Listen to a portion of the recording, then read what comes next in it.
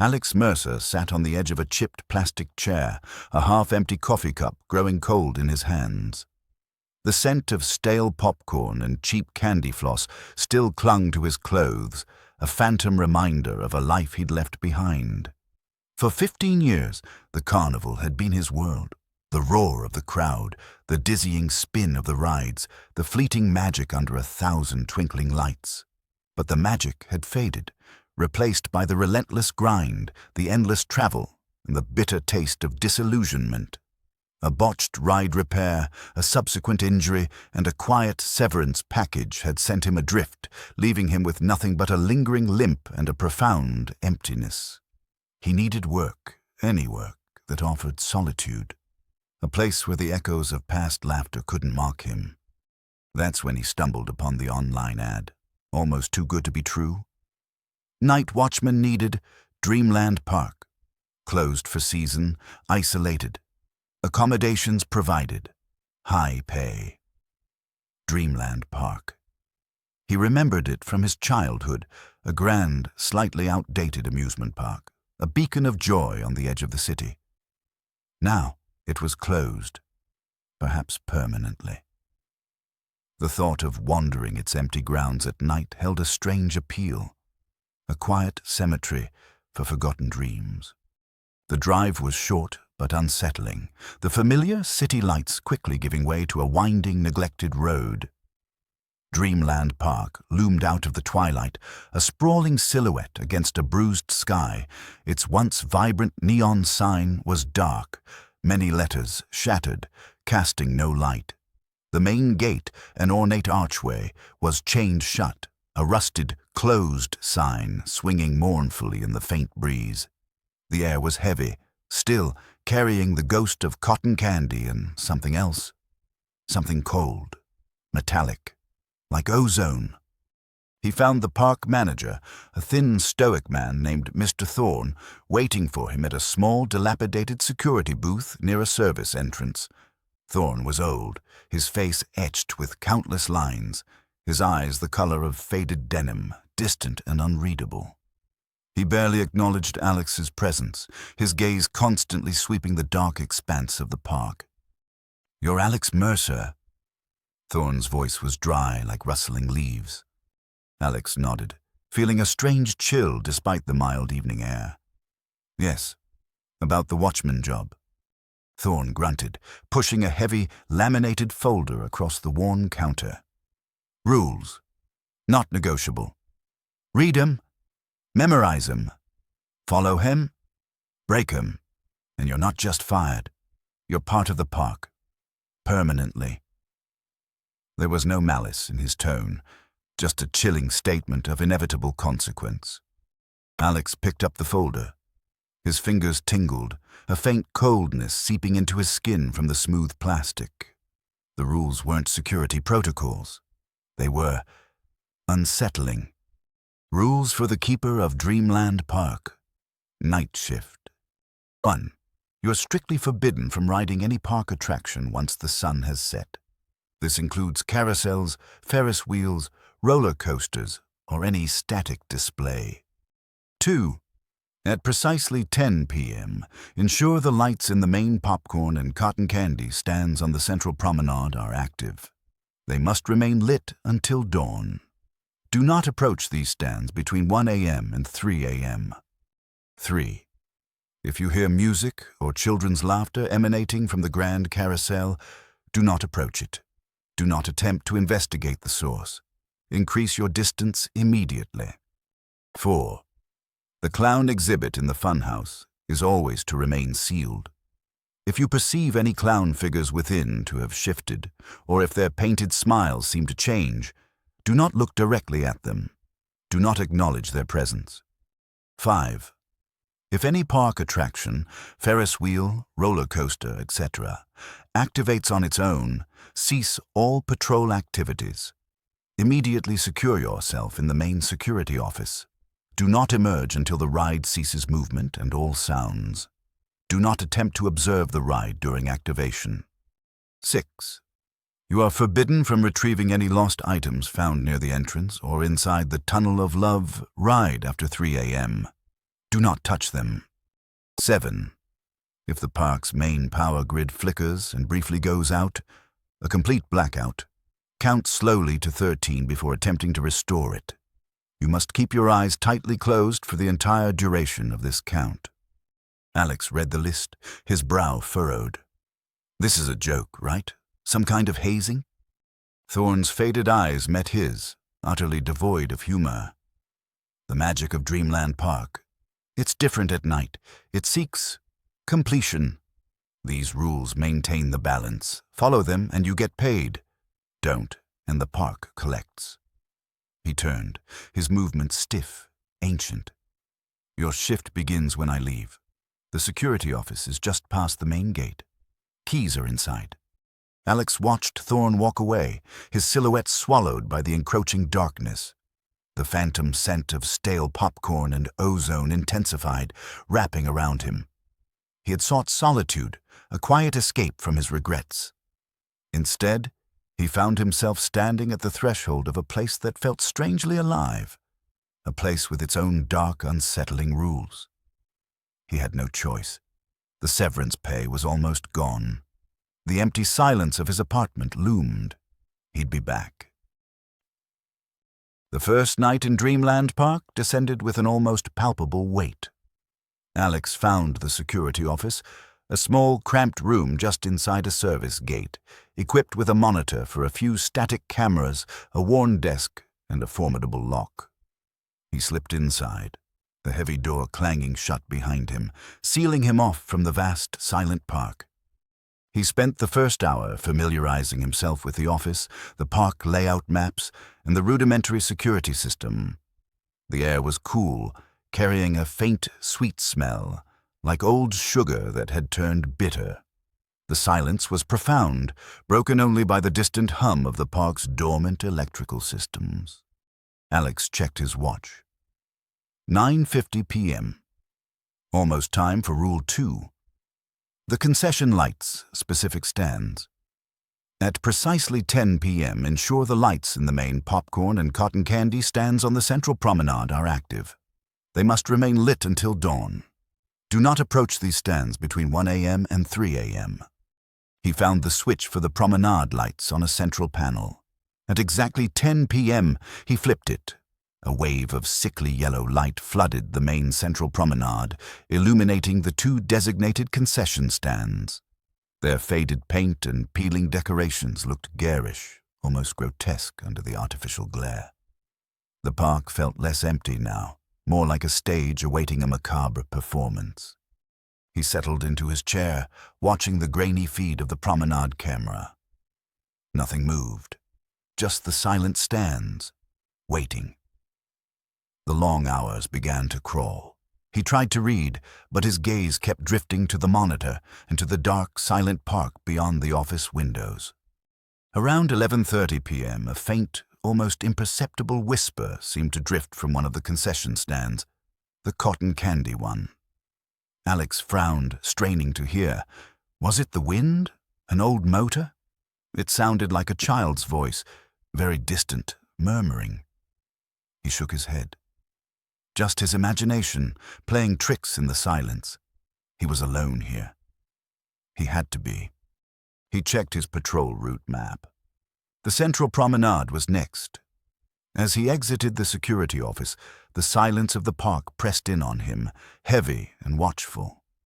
The glowing concession stands seemed to pulse faintly, almost invitingly, through the mist that had begun to creep in. He moved methodically, inspecting the perimeter, checking locks on gift shops. He avoided looking directly at the concession stands, remembering the "do not approach between 1 a.m. and 3 a.m. part of the rule. He was currently before that time window. He was safe. As he walked past the cotton candy stand, the faint whispering intensified, becoming almost audible, like distant giggles and hushed secrets. He felt a sudden, inexplicable sense of joy, sharp and fleeting, followed by an equally sudden, profound sadness. It was the bittersweet tang of forgotten childhood, a phantom memory of innocent laughter. He shivered, pulling his jacket tighter. This was more than just an old park. It was a repository of emotions.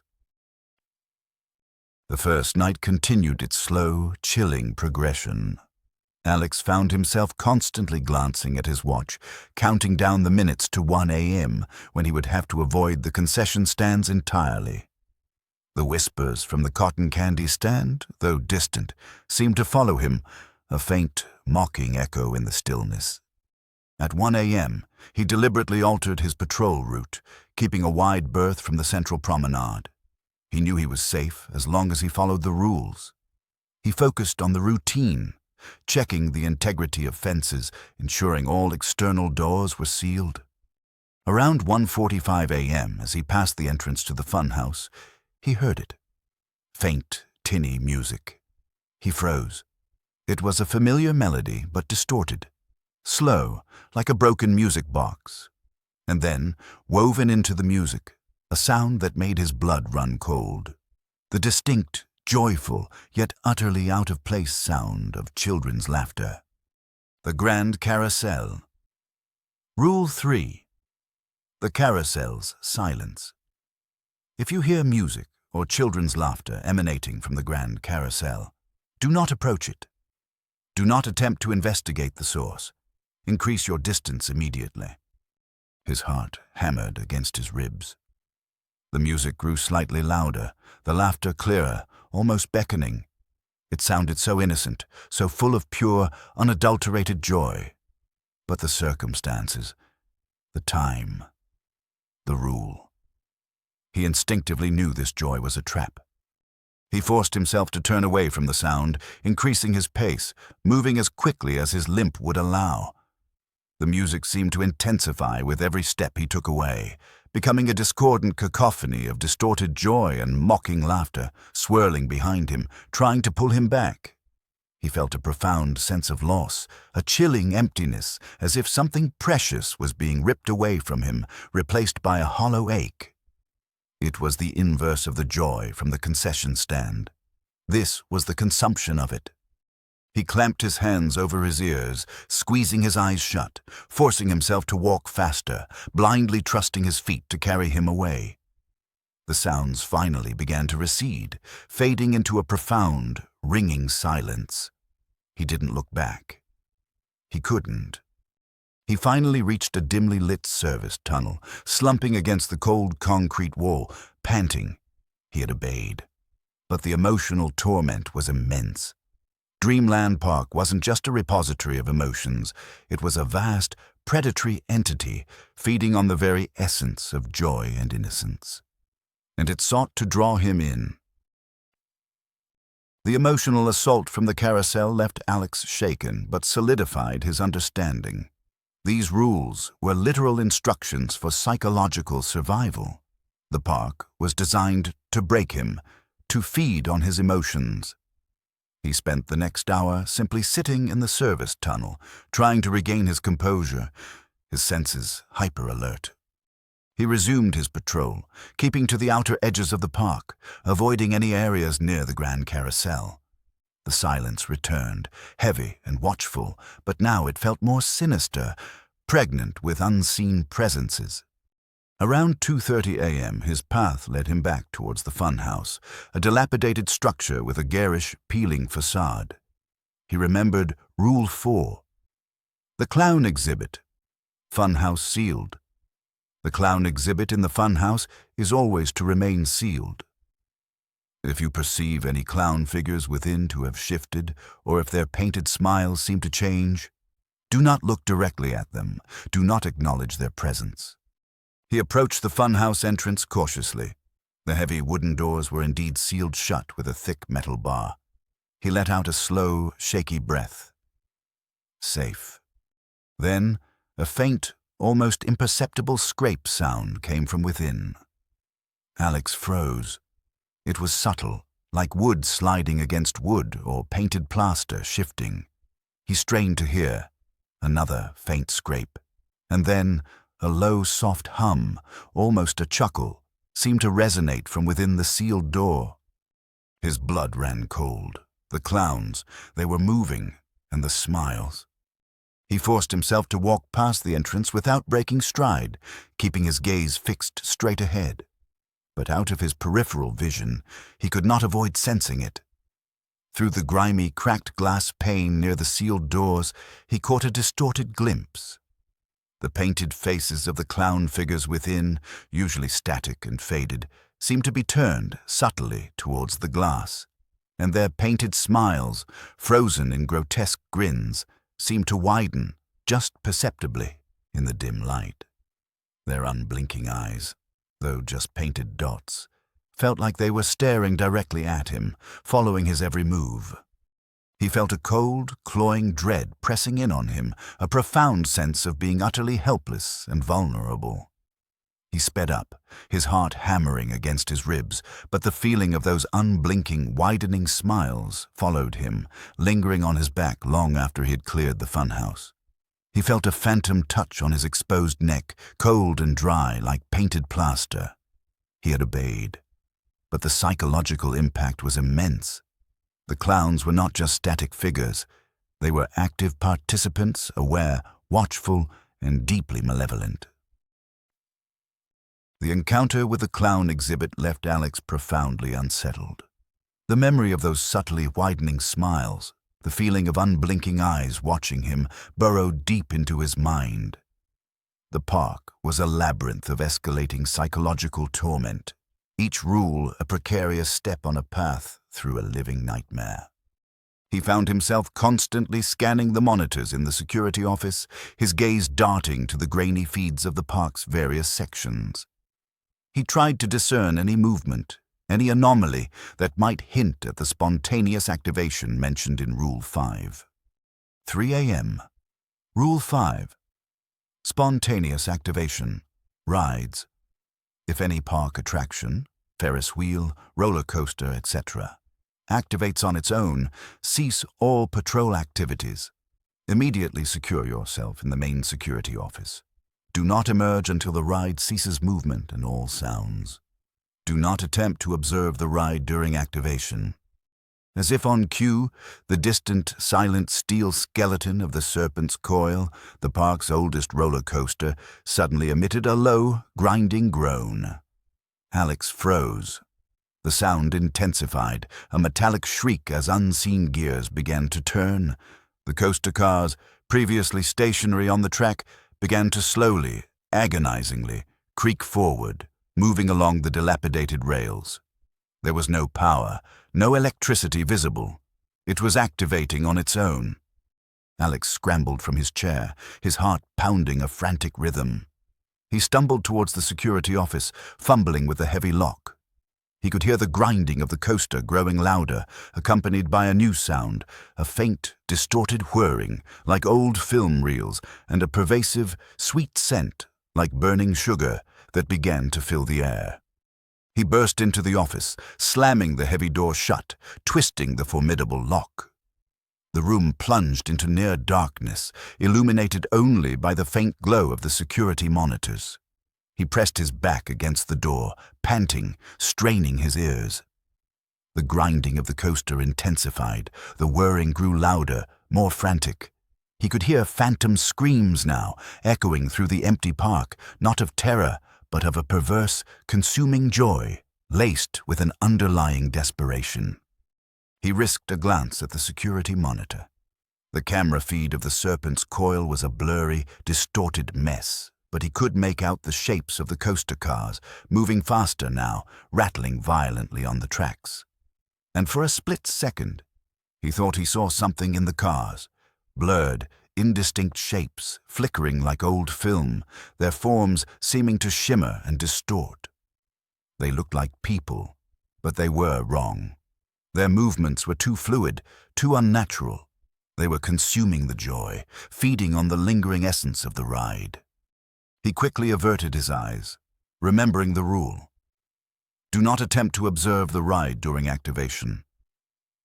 He squeezed his eyes shut, pressing his hands over his ears, trying to block out the horrifying sounds, the phantom screams, the sickeningly sweet scent that now filled the office.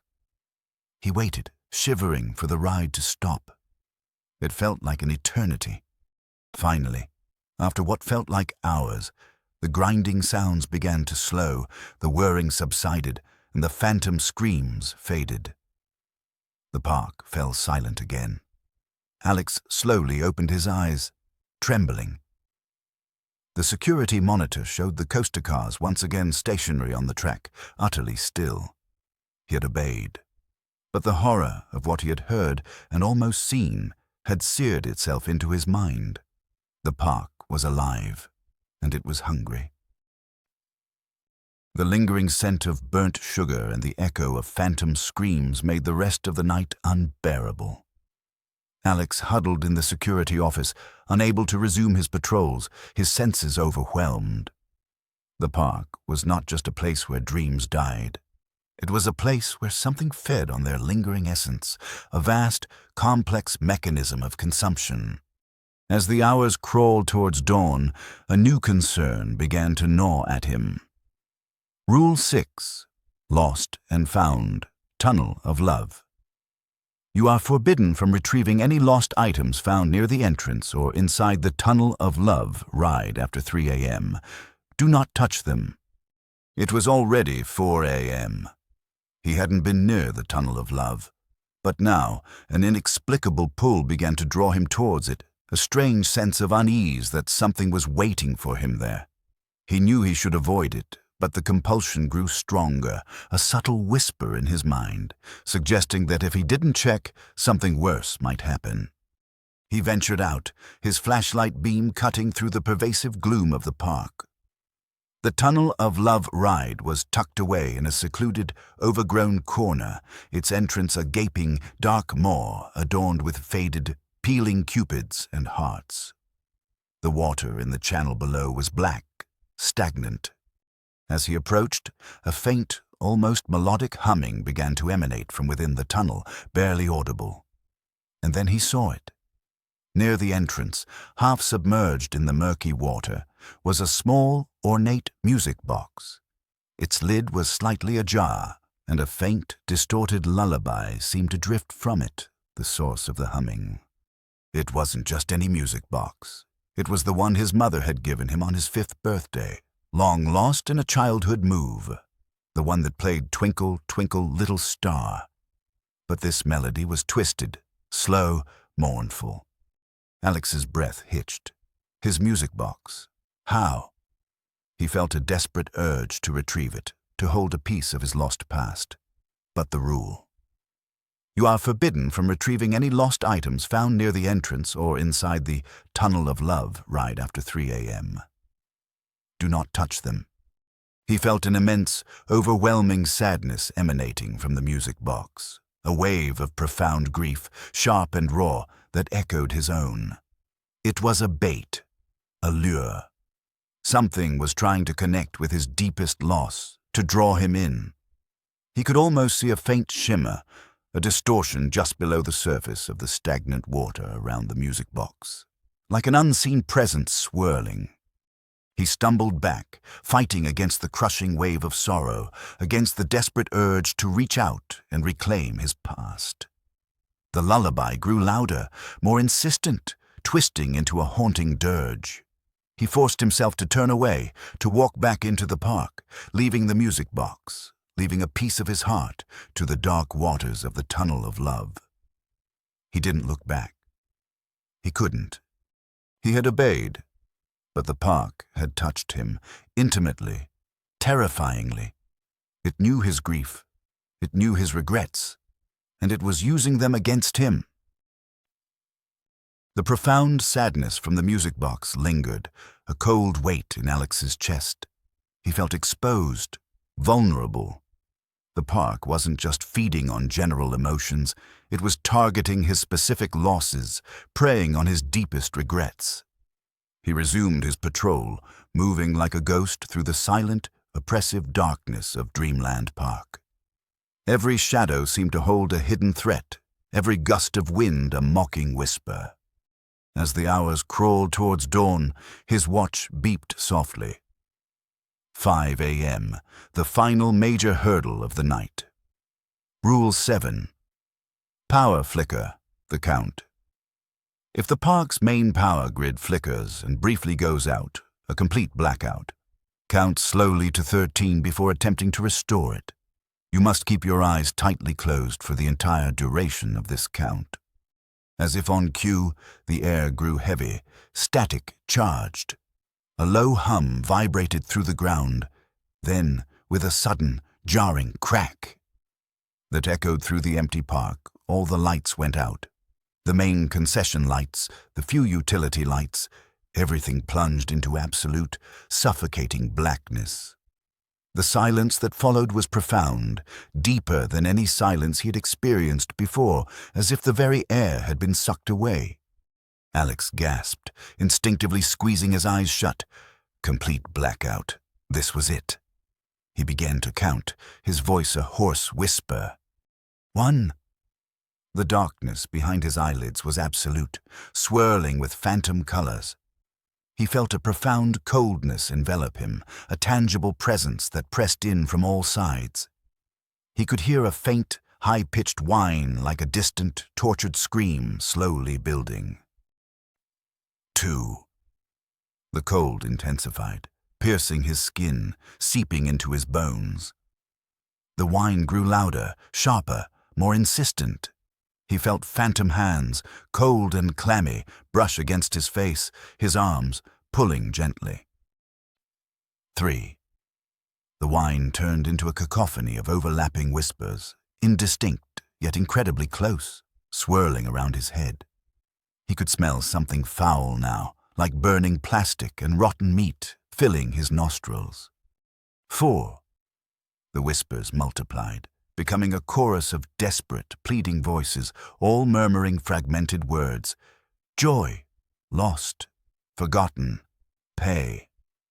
He felt the strong urge to open his eyes, to see what was surrounding him, to fight back. He felt physical pressure, as if unseen bodies were pressing against him from all sides. 5. The voices intensified, becoming a terrifying symphony of sorrow and malice. He felt an agonizing pressure in his head, as if something was trying to pry open his mind, to consume his thoughts, his memories.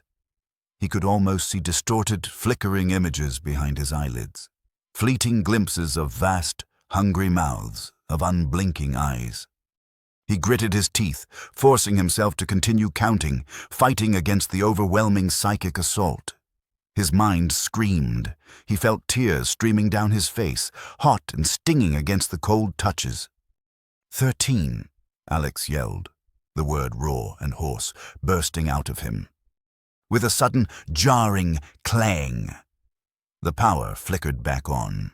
The sickly yellow light of the concession stands returned, harsh and jarring, dispelling the profound darkness. The foul smell vanished. The voices, the touches, the pressure, all gone, replaced by the humming silence of the park. Alex stumbled back against a railing, panting, his body trembling uncontrollably. His eyes were wide, bloodshot. He was utterly drained, but alive. He had obeyed. He had resisted. But the glimpse into the darkness, the contact with whatever inhabited the blackout, had seared itself into his soul. The park wasn't just hungry. It was intelligent, and it was terrifyingly vast. The horror of the blackout left Alex profoundly changed. The park was not merely a place of lingering sadness. It was a living, breathing entity, a vast, insidious trap designed to harvest emotions and, perhaps, something more. He resumed his patrol, moving like a phantom, his senses screaming with a heightened awareness that bordered on paranoia. As the pre-dawn light began to faintly tinge the sky, Alex found himself near the park's old administration building, a small, forgotten structure tucked behind the main ticket booth. He had dismissed it before, assuming it was empty. But now, a desperate urge to find answers, to understand the true nature of Dreamland Park and its rules, compelled him. He fumbled with the rusted padlock on the front door. It yielded easily. Inside, the building was cold, damp, filled with the scent of dust and mildew. He swept his flashlight beam across rows of dusty filing cabinets and stacks of forgotten blueprints. This wasn't just an administration office. It was an archive of sorts, a repository of the park's history. He found it in a deep, hidden drawer beneath a pile of old payroll stubs. A small, leather-bound journal, its pages brittle with age, its cover embossed with the faded image of a carousel horse. He opened it with trembling hands. The handwriting was neat, meticulous at first, then increasingly frantic. The entries were dated from decades ago, charting the experiences of a previous night watchman. July 14th, 1978. The carousel plays tonight. It sounds so real.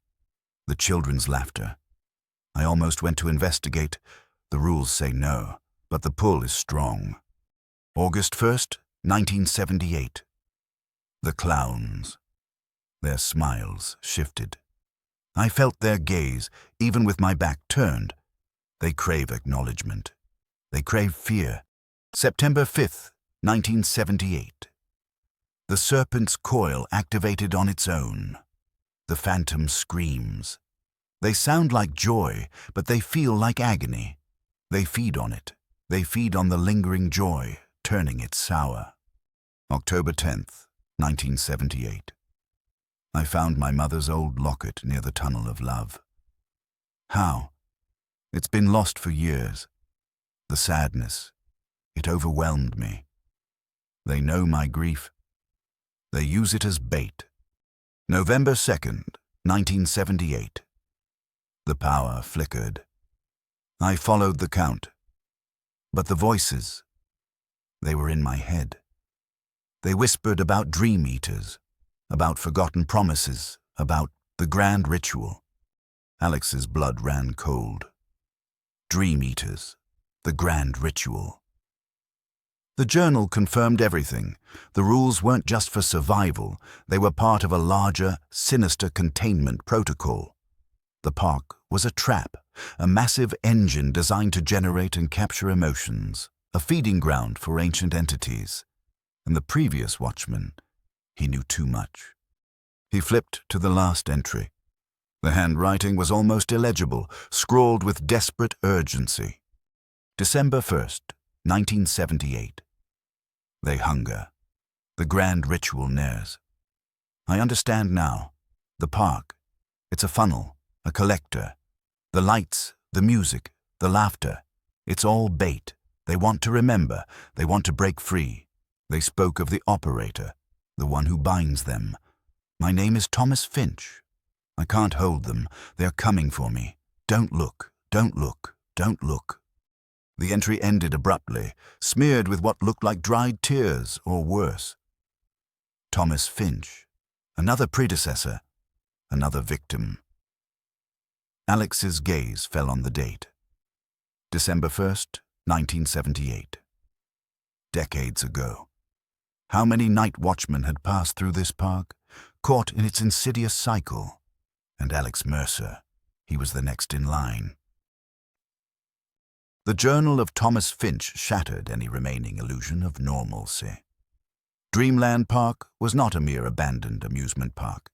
It was an elaborate, sentient trap, a colossal mechanism designed to capture and consume specific emotions. The entities, now named the Dream Eaters, were not just lingering spirits, they were ancient, insidious beings, feeding on forgotten childhood joys, discarded dreams, and the bitter residue of broken hopes. The rules, Alex now understood, were a desperate attempt to contain them, to manage the harvest, or perhaps to keep the operator in control.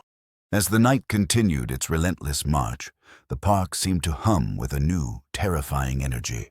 The faint, sweet scent of burnt sugar now felt cloying, suffocating, almost predatory. The occasional distant whispers from the concession stands intensified, becoming more distinct, calling out not just to Alex, but echoing the names of lost dreams, forgotten aspirations. He heard phantom cries for "Mommy!" from the carousel, desperate pleas from children for just one more ride. It was the sound of joy being ripped away, digested. He passed the funhouse again. The air around the sealed clown exhibit felt heavy, charged. He heard a low, chilling chuckle from within, a sound that seemed to vibrate in his teeth, followed by a faint, wet scraping noise, as if something immense was slowly dragging itself across painted wood. He could almost feel the pressure of the clown's unblinking, widening smiles, even through the thick walls. They were not just feeding on fear, they were cultivating it. He realized the true horror. The Dream Eaters didn't just consume the leftover emotions. They amplified them, twisted them, and used them as bait. His own grief, his own lost dreams of a life he once loved, were the prime targets. The Tunnel of Love hadn't just presented his music box. It had offered his pain on a platter. The journal mentioned the grand ritual and the operator. Alex's mind raced. What was the ritual? And who was the operator? The manager, Mr. Thorne? Was he the one binding these entities, or was he merely another pawn in a much larger game?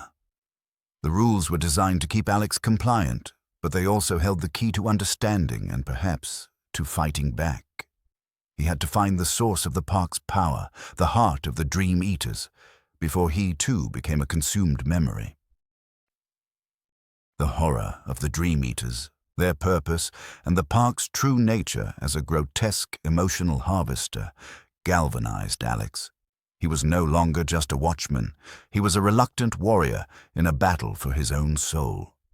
The rules were his map, not to safety, but to the truth. He knew the grand ritual mentioned in the journal was key. He returned to the administration building, his flashlight beam cutting through the profound darkness. He needed more from Thomas Finch's journal, more from the park's archives. He rummaged frantically, ignoring the dust and mildew, searching for any mention of the ritual, its location, its purpose. He found it. Tucked within a blueprint for the park's original layout was a faded diagram. It wasn't a blueprint for a ride, but for a complex, intricate underground chamber beneath the very center of the park, directly beneath the grand carousel. The diagram showed glowing conduits, pulsing energy lines, and a central dais, and text in the same unsettling script as Arthur Jenkins' journal. No, this should be just unsettling script from the rules, or familiar unsettling script. The text described the confluence of joy where all emotional energy gathered.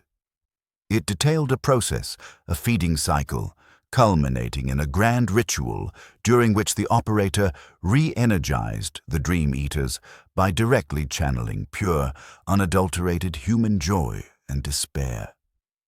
This chamber was where the very essence of dreams and nightmares was consumed. And there were dates of previous grand rituals, eerily corresponding with unexplained disappearances and tragic park accidents reported in old newspaper clippings Alex found. The last ritual was decades ago. It was due. Tonight, his blood ran cold. The grand carousel, the source of the insidious music and laughter, was merely the lid. The real horror lay beneath. The rules had been designed to funnel him away from this truth, to keep him compliant, but also, perhaps, to keep the process running smoothly. Alex knew what he had to do.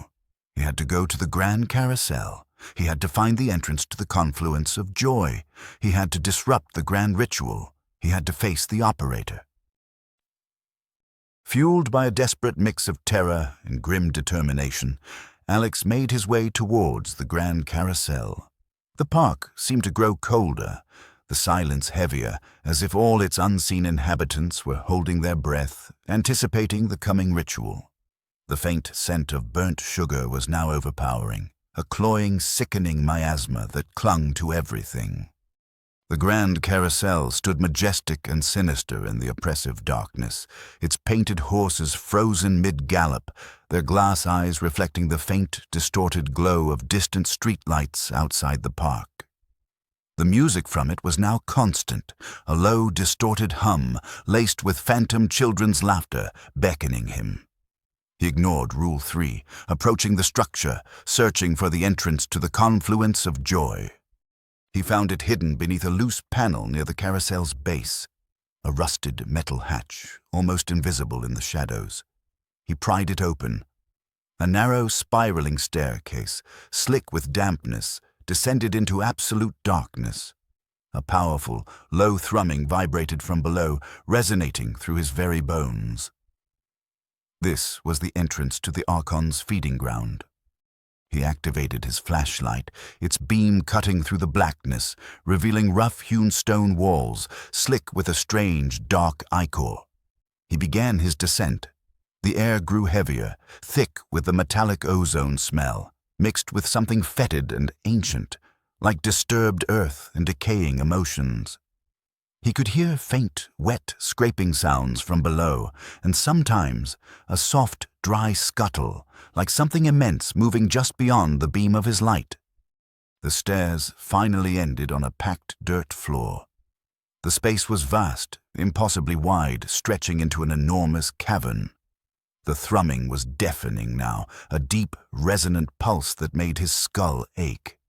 His flashlight beam revealed a grotesque landscape of towering, impossibly thin columns, extending into the darkness like the skeletal ribs of some colossal, buried beast. And then he saw it. In the center of the cavern, illuminated by a sickly, pulsating violet glow, stood an enormous, intricate machine. It was a complex construct of tarnished brass, rusted iron, and glowing, pulsating crystal conduits. Wires, thick as ropes, snaked from it, disappearing into the walls and floor, connecting it to the entire structure of Dreamland Park above. It was the source of the thrumming, the heart of the grand ritual. And standing before the machine, obscured by shadow but undeniably present, was a figure. Tall, gaunt, his features indistinct in the flickering violet light, yet radiating an immense, cold power. The operator, Mr. Thorne. His voice echoed, not from his mouth, but from everywhere, from the very walls of the cavern, resonating with the thrumming. "Welcome, watchman. You arrived just in time. The grand ritual requires a fresh soul." Alex's blood ran cold. He wasn't just disrupting the ritual. He was the final offering. "You are the final key, Alex Mercer." Thorne's voice resonated through the cavern, cold and ancient, devoid of his usual dry rasp. "Your grief, your disillusionment, your bitterness, it is potent, but your newfound defiance, that is truly exquisite. A rare vintage. The Archons will savor it." Alex stumbled back, his flashlight beam shaking. "Archons? What are you talking about? What is this place?" Thorne stepped forward, his figure becoming slightly clearer in the pulsing violet light. His eyes glowed with the same sickly violet as the machine. "Dreamland Park is a crucible, a harvester, built on ancient ground, amplified by human joy and perfected by its decay. We collect the lingering essence, dreams, hopes, fears, despair. We distill it, and on nights like this, we feed the Archons. They grant us knowledge, power, a certain degree of control over the currents of reality." "You built this?" Alex gasped, horrified. "No," Thorne chuckled, a dry, rasping sound. "We merely maintain it. We are the keepers. Just like you, Alex. You signed no contract, perhaps, but your desperation, your profound grief, it was an invitation. You are bound by your own sorrow." The carousel music from above intensified, now a desperate, frantic wail laced with agonizing screams and distorted laughter. The enormous machine in the cavern pulsed violently, its crystal conduits glowing with blinding, sickening light. The Archons, unseen, began to feed. Alex felt a sudden, agonizing pressure in his head, as if his skull was being squeezed in an invisible vice. The pain was unbearable. He collapsed to his knees, clutching his head, screaming silently. He could feel his own joy, his few remaining hopes, his very memories being pulled, stretched, torn from his mind, dissolving into the pulsing energy. This was the consumption. This was the reconditioning Thomas Finch had warned about. But then, a single thought, sharp and clear, pierced through the agony. Thomas Finch's journal, his final, desperate act. He broke a rule that activated a counter-protocol. The bell in the cemetery, a signal, a disruption. Alex knew what he had to do. He couldn't fight the Archons directly. He couldn't fight Thorn's ancient power, but he could disrupt the ritual. He could break the cycle. He remembered the main power grid. Rule 7. The power flicker. The count of 13. A moment of true darkness. A window. He needed to create that window. He needed to break the biggest rule of all. He needed to sever the park's connection to the Archons. With a superhuman effort, fighting against the crushing pressure in his head, Alex forced himself to stand. He needed to get back to the main power grid. He needed to create a blackout, a permanent one. He stumbled backwards, away from Thorn, away from the pulsing machine.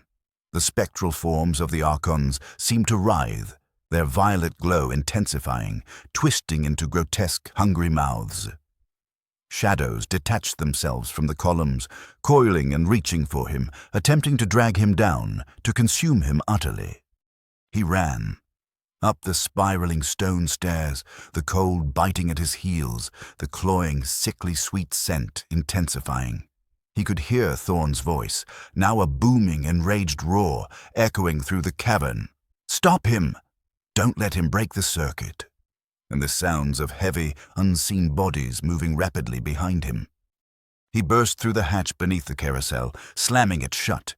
He didn't bother to lock it. He ran towards the park's main power station, a small, unassuming brick building near the service gate. He could hear the grinding of unseen entities pursuing him, their psychic screams battering his mind. He reached the power station, fumbling for the access panel. He pulled it open, revealing a daunting array of switches and levers. He remembered the blueprints, the main circuit breaker. He located it, a massive, rusted lever. With a final, desperate surge of will, he slammed it down. The world exploded in a symphony of chaos. A deafening roar erupted from beneath the grand carousel, followed by a series of grinding, tearing sounds as the ancient machine below shattered. The lights across Dreamland Park flickered violently, then died, plunging everything into absolute, suffocating darkness. The carousel music cut off with a final, agonizing shriek of feedback, replaced by a profound, ringing silence. The psychic screams in Alex's mind ceased, leaving a raw, empty ache. The cloying scent vanished, replaced by the acrid smell of burnt ozone and overloaded circuits. Alex collapsed, gasping for air, lying amidst the scattered debris of the power station. His body convulsed. His mind felt raw, exposed, but clear. The memories were still there. The truth was still there. He had survived. He had remembered. He had fought back. He had severed the connection. He had destroyed the harvesting engine. He pushed himself up, trembling, and crawled out of the power station. The park was utterly dark, consumed by the moonless night. The dense mist had returned, even thicker now, swirling like tortured souls. He could feel nothing from the Archons now. Only silence and a profound coldness. Minutes later, a familiar silhouette emerged from the swirling mist. Mr. Thorn.